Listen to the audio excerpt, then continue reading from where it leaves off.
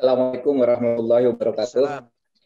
Yang terhormat Ketua Umum PBNU, Profesor Dr. Kiai Haji Said Aqil Siraj, sahabat saya Mas Robikin, Pemhas, salah seorang ketua PBNU, kemudian para hadirin juga dari PBNU yang beberapa saya juga lihat di layar.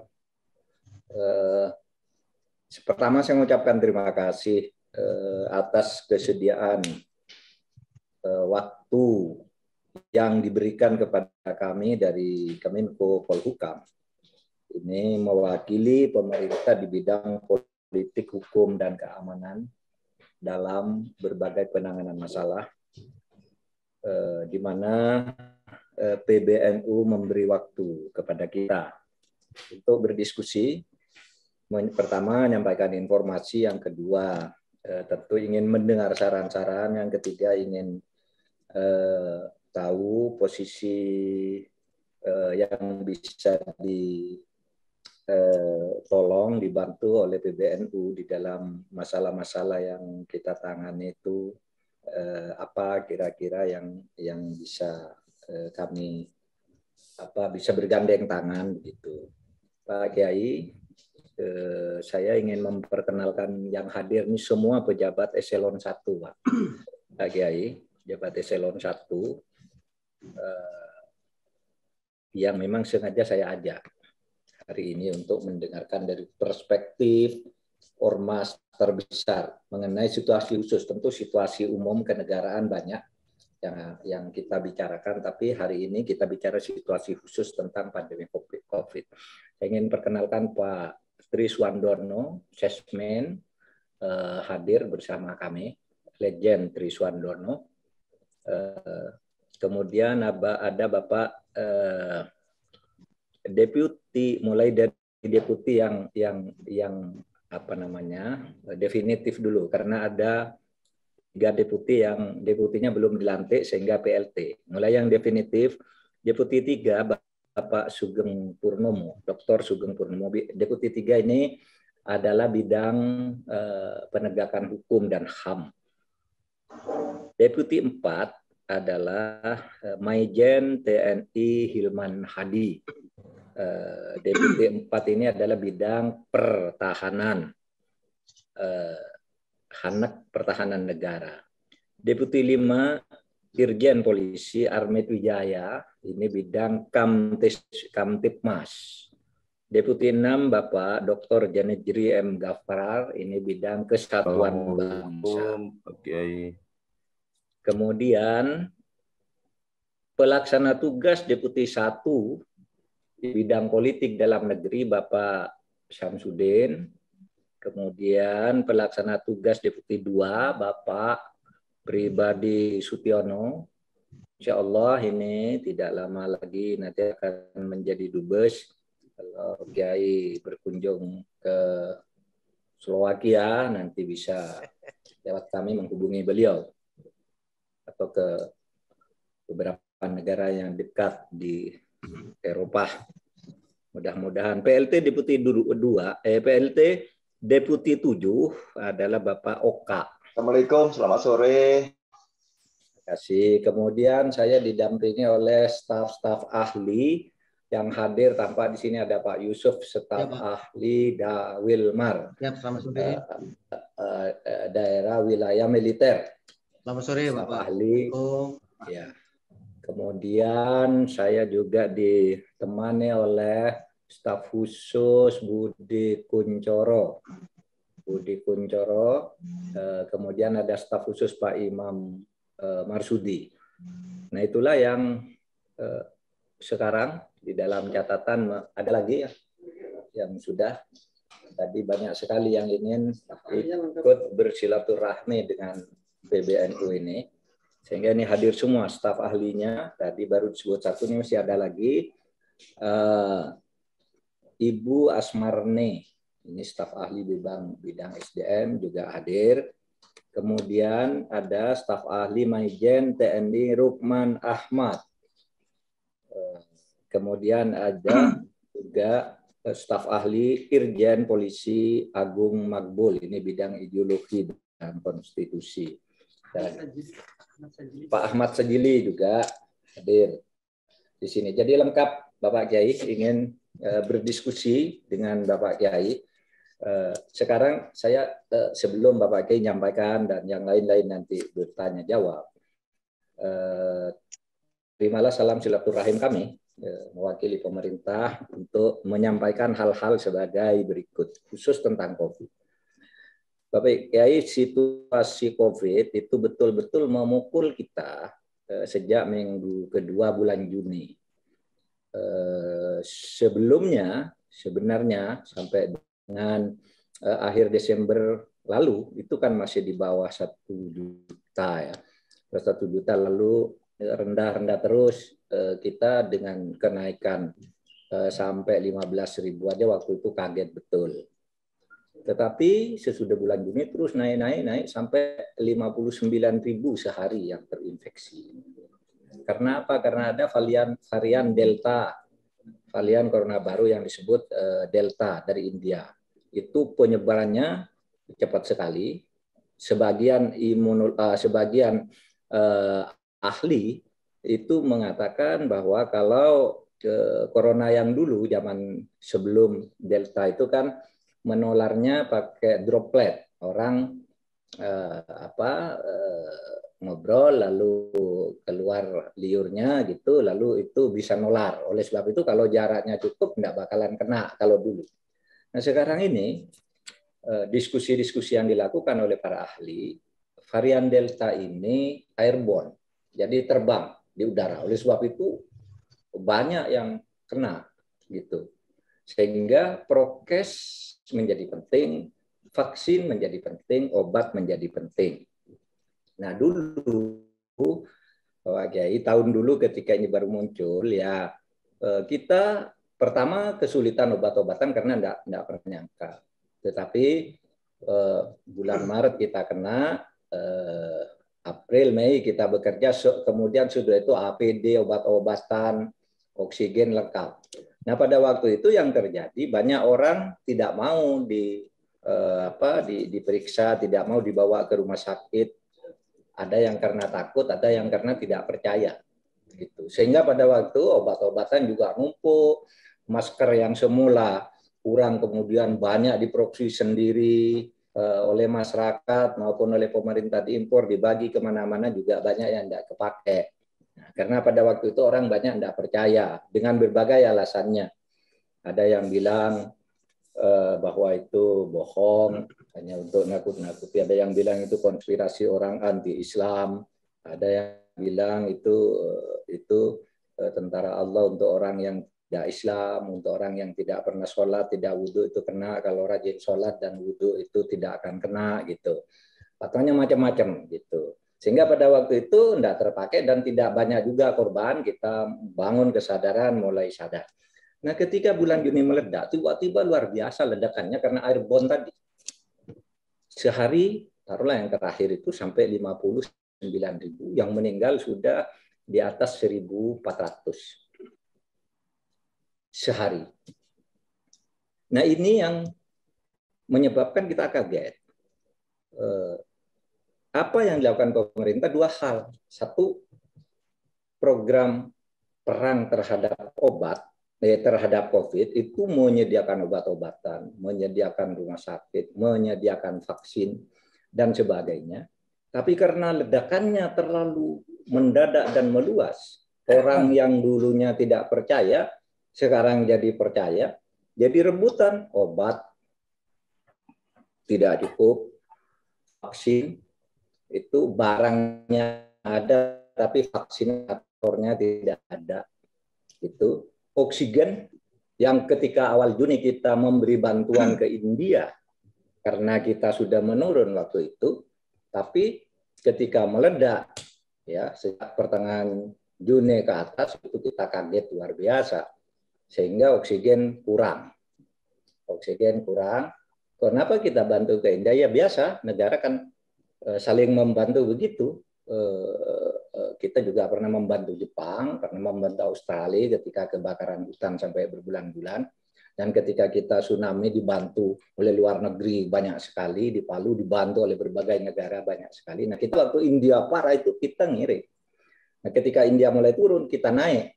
Dan kita sudah banyak juga mendapat bantuan secara spontan dari Singapura, Jerman, Amerika. India juga sudah memberi bantuan.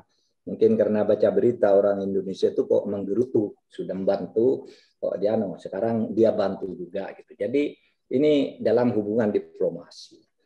Nah, intinya banyak yang tidak terlayani, sulit dilayani. Pemerintah sudah berusaha ini semua memberikan yang terbaik. Dokter-dokter sudah lebih dari 1.300 meninggal karena COVID ini. Dan yang terbanyak adalah sejak awal Juli sampai sekarang. Nah, itu dari sudut obat-obatan. Kemudian di bidang ekonomi, sebenarnya kita sudah memberi bantuan. Misalnya begini, dulu kita memberi bantuan tunai kepada orang miskin Rp600.000 sebulan. Diberikan selama 3 bulan berturut-turut terus diperpanjang. Kemudian ada bansos. Kalau bantuan uang tunai itu namanya BLT. Kemudian ada bansos. Bantuan sosial itu ya bentuknya bisa beras, bisa pengobatan, bisa macam-macam, sembako yang kemudian menimbulkan keributan di Kementerian Sosial itu. Lalu relaksasi perbankan. Orang dijamin oleh negara tidak usah mencicil kredit dulu. Bunganya tidak usah dibayar. Pembayaran retribusi ditanggung oleh negara.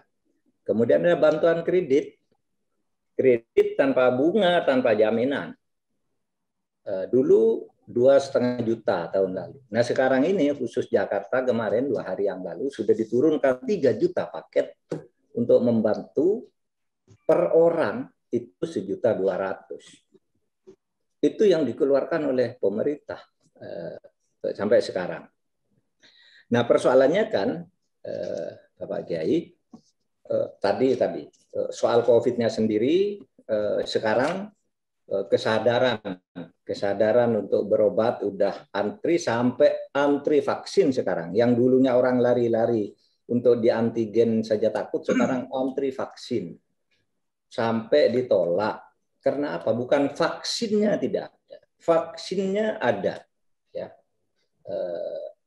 Setidak-tidaknya vaksin itu sampai bulan Agustus masih tersedia. Nanti bulan Agustus akan datang lagi.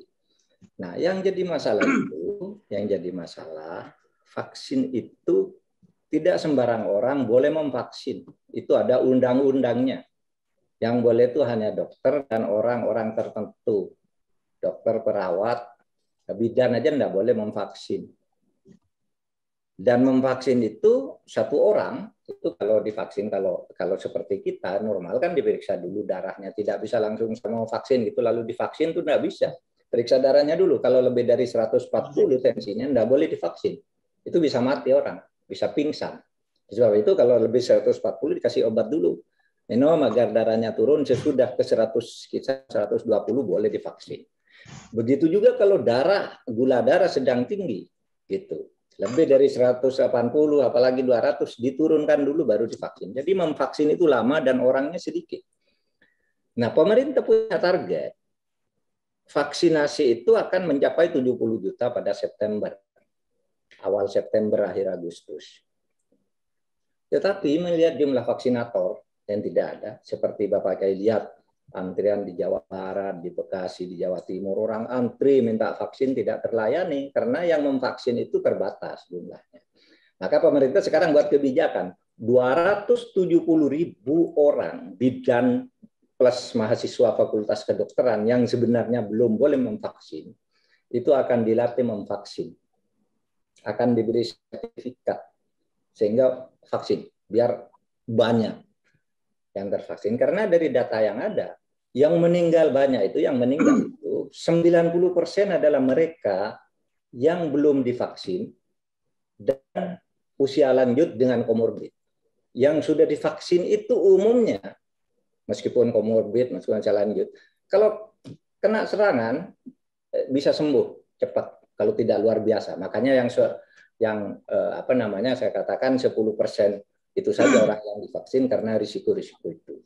Sehingga pilihan secara rasional itu, Bapak Kiai, memang hanya dua, satu vaksin, dua prokes, masker. Itu. Nah ini yang digalakkan oleh pemerintah sekarang. Nah 270.000 orang mau disuntik, mau dididik menjadi vaksinator. Kalau satu orang, ya sehari itu diperkirakan ya paling banyak bisa memvaksin 20 orang karena harus menunggu, tidak bisa seperti suntik cacar anak kecil, datang suntik, ini tidak bisa. Harus diperiksa data dulu agar tidak membahayakan jiwa yang divaksin. Nah, ini yang dilakukan pemerintah. Kalau 270.000 kemudian dikalikan taruhlah sehari 20 orang, itu kira-kira bisa tercapai. Cuma sekarang kita terbentur lagi undang-undangnya. Kan undang-undangnya harus diperbaiki dulu. Ini lama lagi gitu. Padahal kita harus bertindak cepat.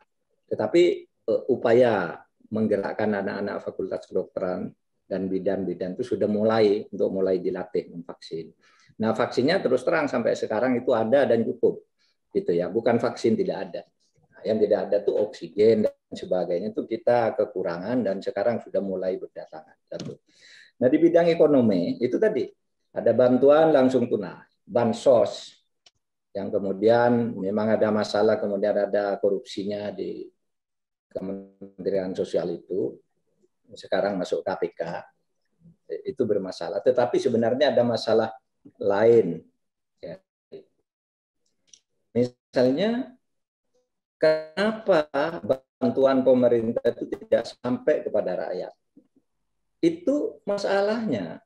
Uang itu kan harus diterimakan menurut undang-undang, yang nerima harus tanda tangan. Ini banyak orang tidak bisa tanda tangan. Lalu tertunda uang itu. Banyak orang di pelosok apa. Kalau mau diwakilkan anaknya harus ada surat kuasa, harus ada KTP-nya. Sementara di desa-desa banyak juga yang tidak punya KTP. Tertunda.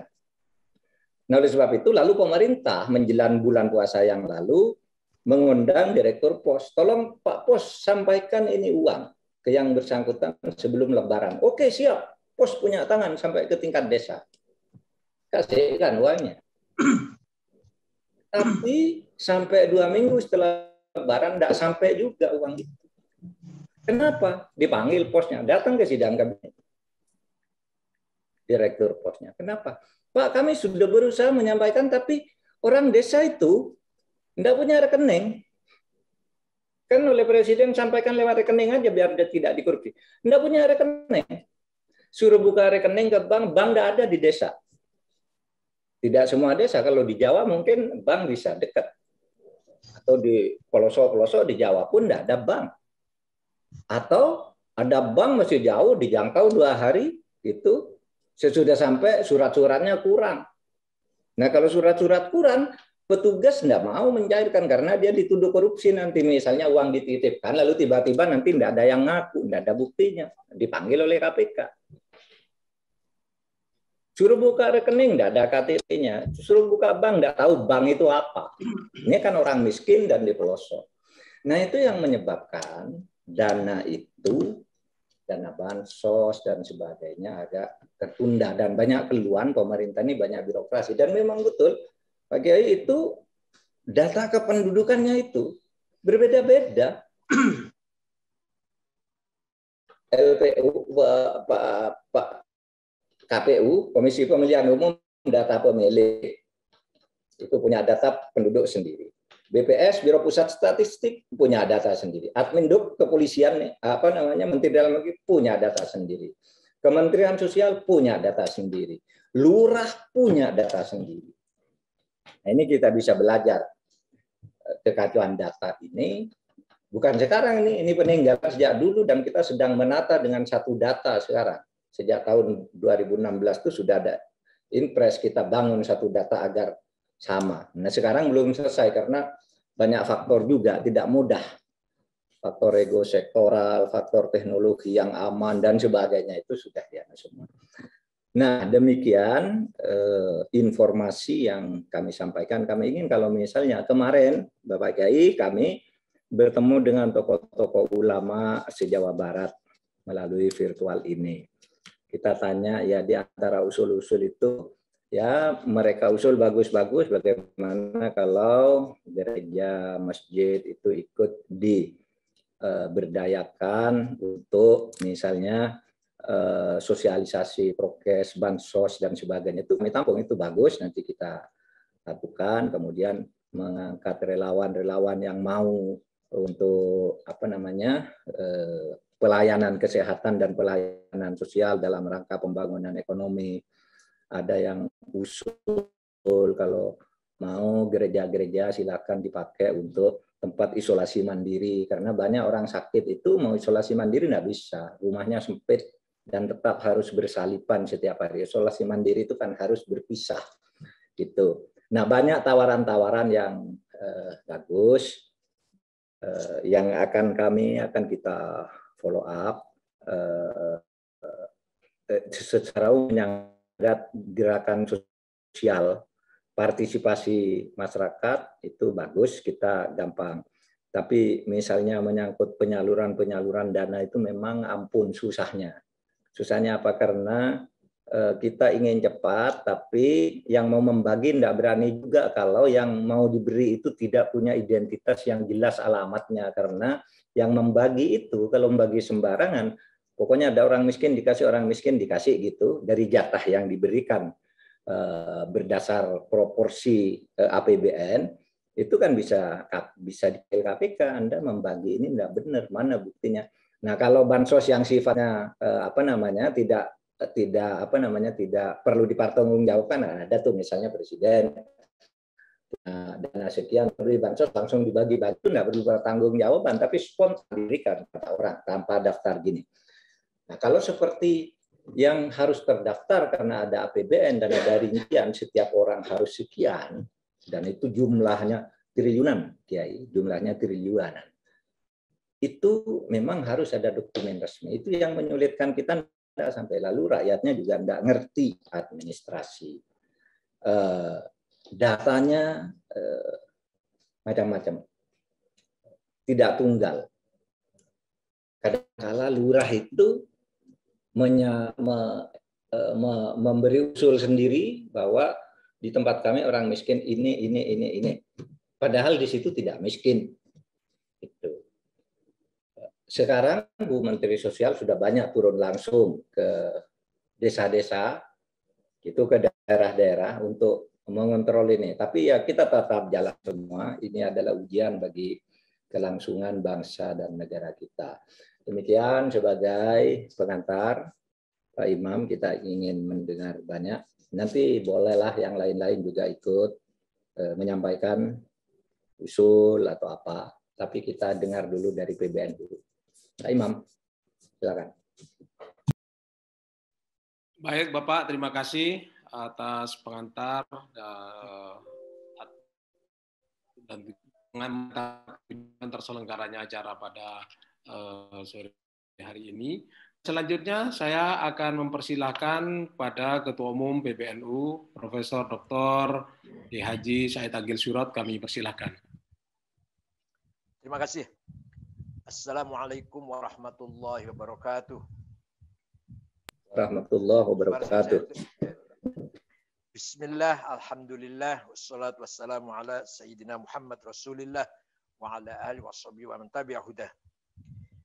Yang saya hormati Bapak Menko Polhukam, Bapak Profesor Dr. Muhammad Mahfud MD, dan seluruh jajaran pejabat di Menko Polhukam, para deputi, sekretaris, para ahli.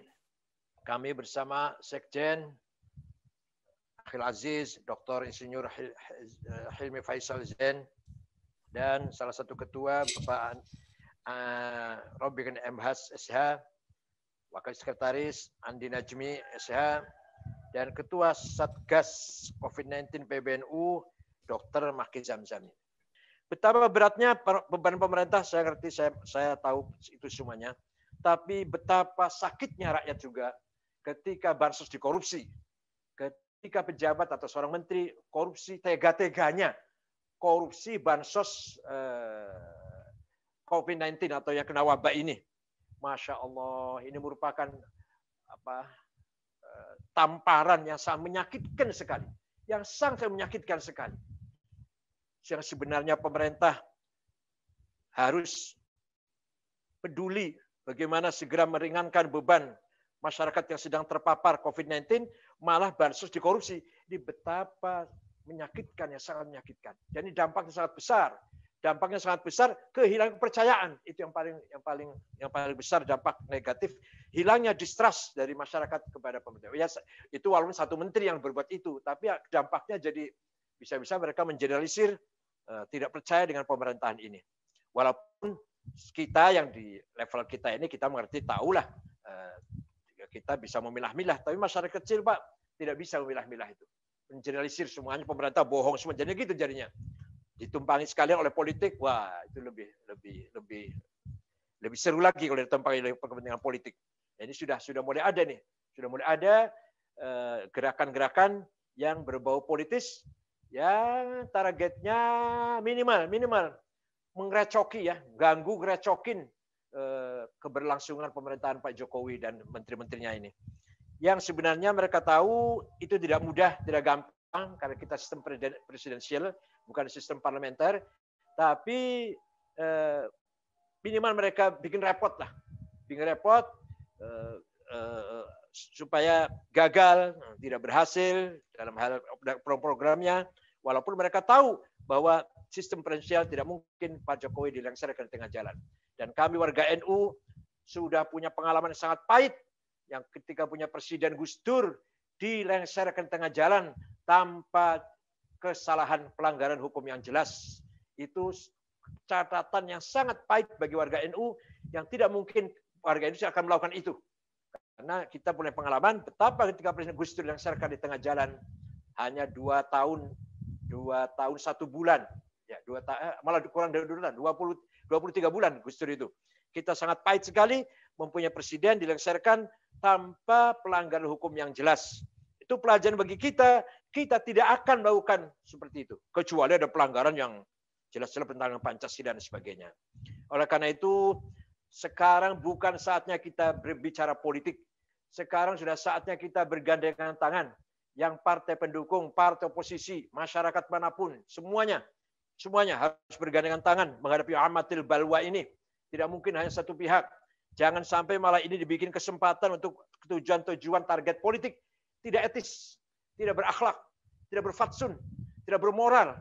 Orang yang melakukan agenda-agenda politik di saat-saat lagi sangat gawat ini. Nanti kalau sudah normal lah, silakan kalau sudah normal, COVID-19 sudah selesai, silakan berpolitik, silakan ada gerakan-gerakan politik. Di saat sekarang ini, mari kita semua satu barisan, satu sikap, menolong masyarakat yang sedang terpapar oleh COVID-19 atau yang sedang kena dampak ekonomi yang sangat mengerikan itu. Terakhir, dalam Islam dikatakan ada hifdzun nafas, ada hifdzul mal. Dari 5 prinsip ya, hifdzuddin, hifdzul aql, hifdzul nafas, hifdzul mal, hifdzul arad. Islam diturunkan untuk menjaga agama, pendapat, akal, dan jiwa, keselamatan harta, properti, dan harga diri, dignity. Nah, sekarang yang kita hadapi 2 ini, hifdzun nafas wa hifdzul mal. Yaitu bagaimana menyelamatkan jiwa dulu, ekonomi. Mana dulu yang paling penting?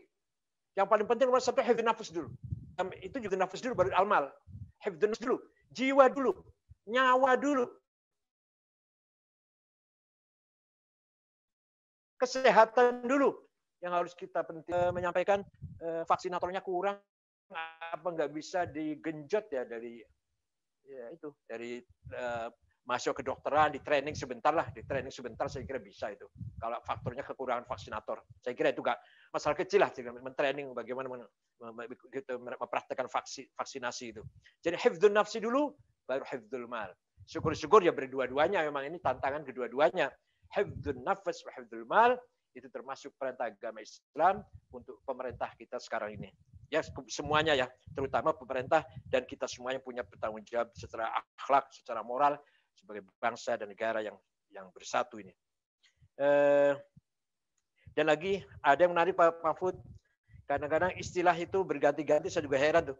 Dulu PSBB, kemudian PPKM, kemudian level 4, itu kenapa sih? Kenapa berganti-ganti itu kenapa? Jadi ya, seakan-akan kayak dadakan itu jadi kayak dadakan kurang terkonsep ya, seakan-akan wallahu alam kurang terkonsep. Dulu PSBB, PPKM, level 1 2 3 4. Kalau dari awal dulu ada level 1 2 3 4 lebih terkonsep kelihatannya gitu. Saya kira itu, mohon maaf kalau ada yang tidak berkenan. Syukron. Saya persilahkan Sekjen dan Pak Robikin ikut bicara, diberi waktu, izinkan. Syukron wa dumtum. Wassalamualaikum warahmatullahi wabarakatuh. Dan Pak Kiai Said Akil tadi telah memberikan dasar spiritualitas kepada kita tentang bagaimana meletakkan positioning kita. Saya akan menyampaikan beberapa hal bahwa menghadapi wabah ini ya caranya hanya ada dua. Pertama adalah cara lahir dan yang kedua adalah cara batin. Cara lahir, kita harus belajar kepada mereka yang sudah berhasil menangani COVID. Melihat beberapa negara, meskipun up and down, seperti Australia, Singapura, sebagian negara Eropa, kita saksikan kemarin Piala Euro, di mana penonton dan pemain bolanya juga tidak menggunakan masker, artinya mereka sudah hidup normal. Dan juga di Amerika Serikat misalnya, di beberapa negara bagian sudah merdeka dari masker. Nah, kalau belajar dari negara-negara yang sudah berhasil menanggulangi COVID, maka kuncinya tidak lain adalah bahwa mereka harus, ataupun kita harus membangun apa yang disebut sebagai herd immunity, ataupun kekebalan komunal. Kekebalan komunal itu bisa ditempuh dengan dua cara. Pertama adalah secara natural, ya, yaitu mengedukasi masyarakat untuk hidup sehat, ya, mengubah lifestyle, kemudian juga menyadari pentingnya sekarang ini mengkonsumsi vitamin C, vitamin D, multivitamin yang nggak usah jauh-jauh. Saya sendiri juga ketika belum ada COVID juga jarang sekali minum vitamin C, vitamin D itu.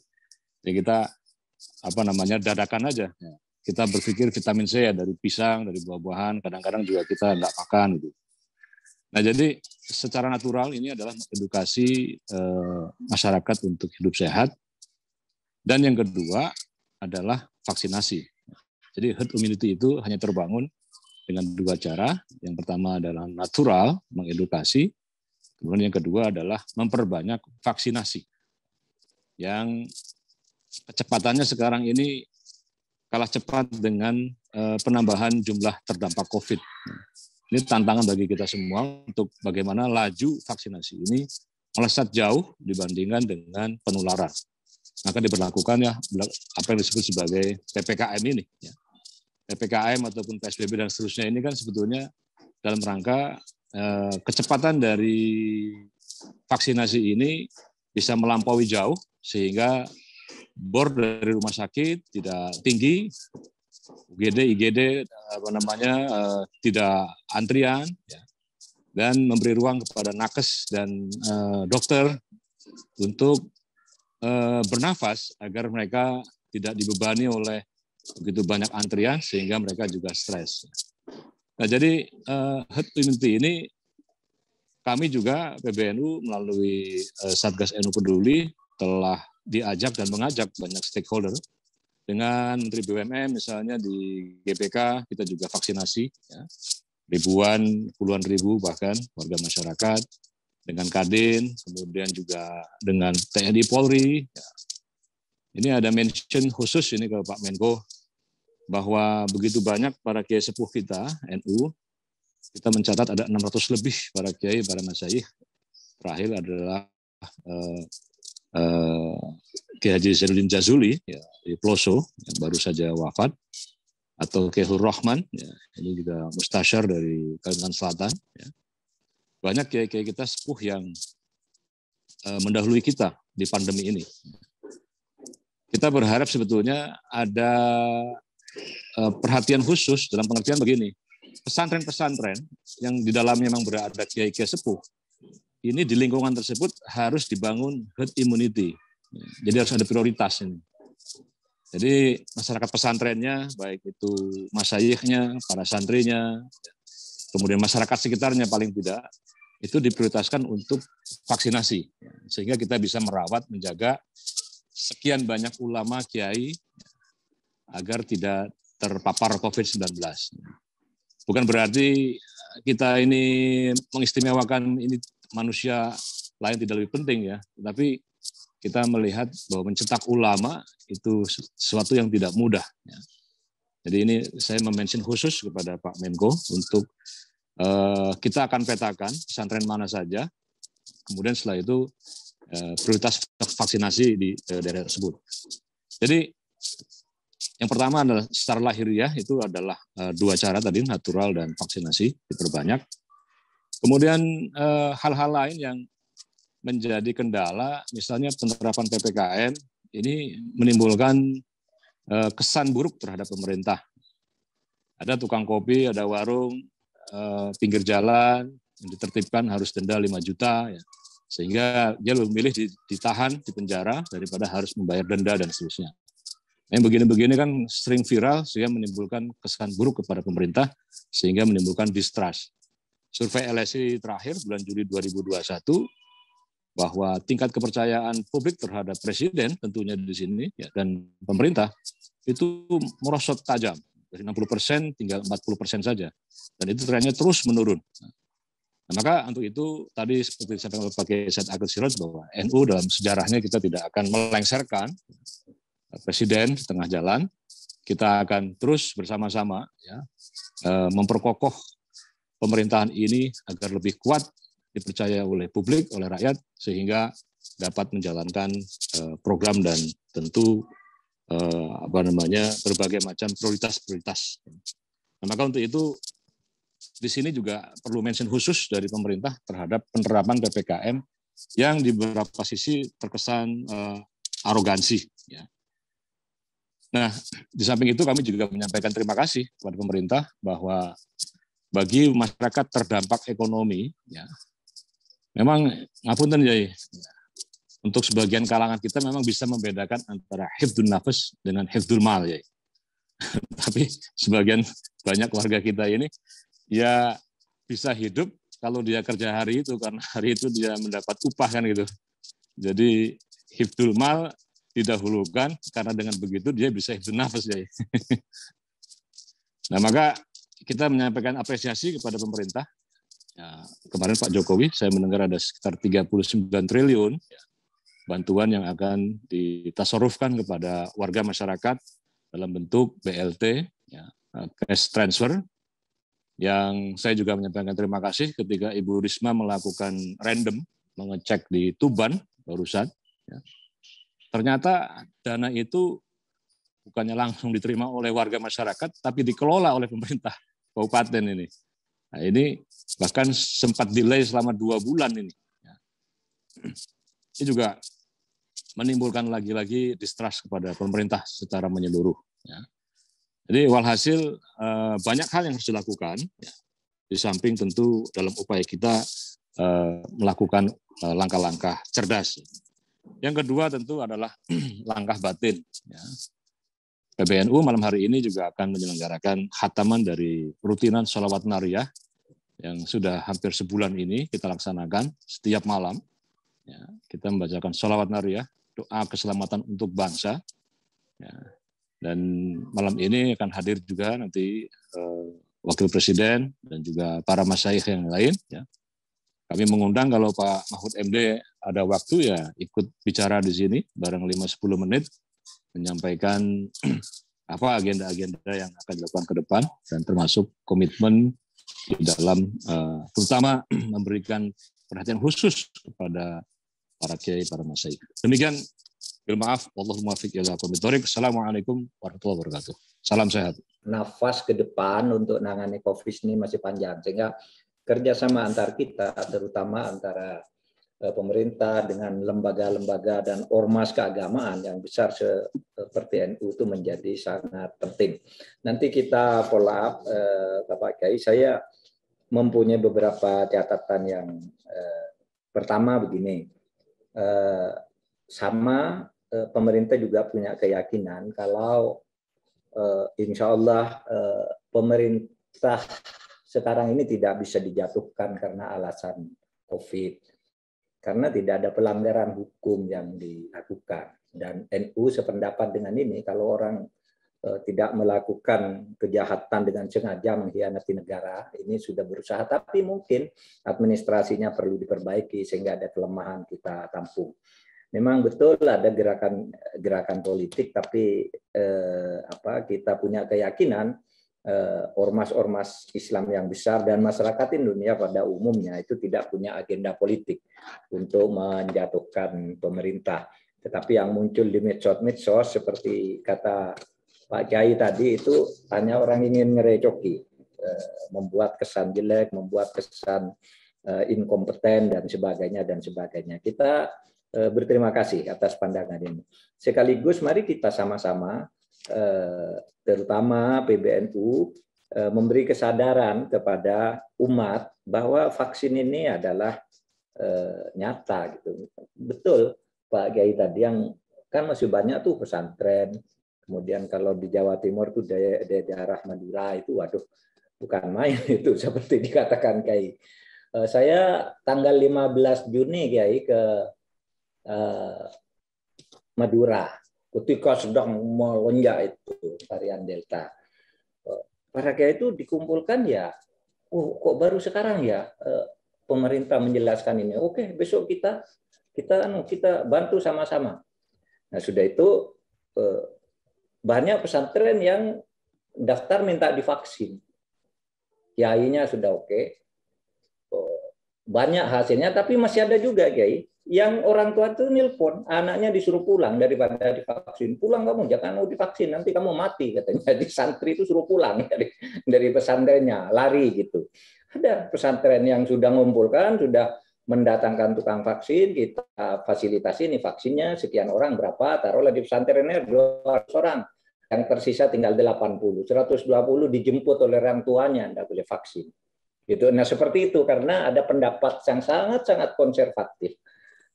Seperti disampaikan oleh Kiai Akil tadi.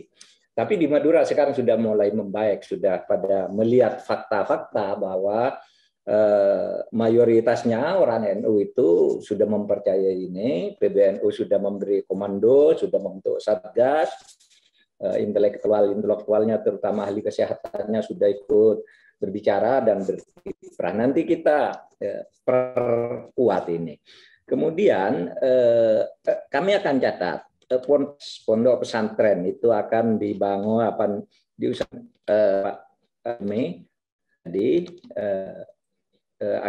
diusahakan agar bisa herd immunity sehingga mencapai 70%. Mari kita nanti hitung sama-sama. PBNU-nya Satgas punya orang, kami di sini ada Pak Hilman ini pusat komando, pusat kendali. Baru diputuskan tadi agar mencatat informasi seperti ini lalu kita kerjain bagaimana membangun herd immunity di pesantren ini. Kerjasama kita luas, itu menarik tuh yang Pak Robikin tadi. Begini, kita selama ini juga sering berteriak masyarakat itu tidak punya kesadaran. Itu iya betul. Tetapi kadangkala kita lupa masyarakat itu tidak punya kemampuan juga. Itu ya yang orang lupa. Padahal maskernya saya juga sering tuh ngerasain itu orang desa gimana ya kalau masker. Kalau aturannya kan 4 jam sekali ganti masker baru. Di desa itu mungkin 4 hari ganti masih dicuci lagi, dipakai lagi gitu. Nah, yang seperti ini kan belum terpikirkan karena itu tidak memenuhi standar kesehatan gitu. Masker orang desa dikasih, tapi satu dipakai berminggu-minggu, bergantian lagi kalau bapaknya keluar ini dipakai, nanti anaknya keluar lagi. Tidak ngerti. Jadi kesadaran dan kemampuan, kata kuncinya kemampuan ini juga mari kita pikirkan sama-sama. Kemudian oke, saya kira semuanya yang pokok-pokok di luar yang pandangan-pandangan perspektif yang memperluas wawasan kita sudah kita catat semuanya. NU punya ikatan dokter Nahdlatul Ulama yang juga punya 22 rumah sakit dan sebagainya. Itu ada Pak Hilman nanti supaya dicatat. Ini semua bagian dari kita dan ini kuncinya. Kita sekarang harus lebih siap. Kata Ketua Satgas tadi, harus siap. Karena apa? Polanya sudah jelas. Kalau ada kerumunan, hari libur, hari raya, itu mesti meningkat. Kalau polanya sudah jelas gitu, kalau kita tidak bisa menghadapi, tidak bisa merencanakan, berarti agak bodoh kita ini. Karena pola sudah jelas kok masih terjadi terus. Nah, terima kasih. Saya kira itu Pak Imam dari saya. Sekali lagi saya mengucapkan terima kasih kepada PBNU. Akan di follow up Kiai Said, kita akan masuk ke layer di bawah Kiai nanti untuk bicara secara lebih teknis dengan Sekjen, Mas Elni dengan Pak Robikin, kemudian dengan Kepala Satgas, Pak Dokter. Nanti kita akan atur bagaimana meningkatkan kerjasama yang masih samar-samar ini menjadi lebih masif, gitu. Menjadi yang kerjasama yang masih terputus-putus, lintas kementerian dan mungkin insidental. Nah, kita agak lebih kontinukan. Khusus saya mengucapkan terima kasih undangan Pak Sekjen, Pak Hilmi untuk ikut di dalam selawat Naria.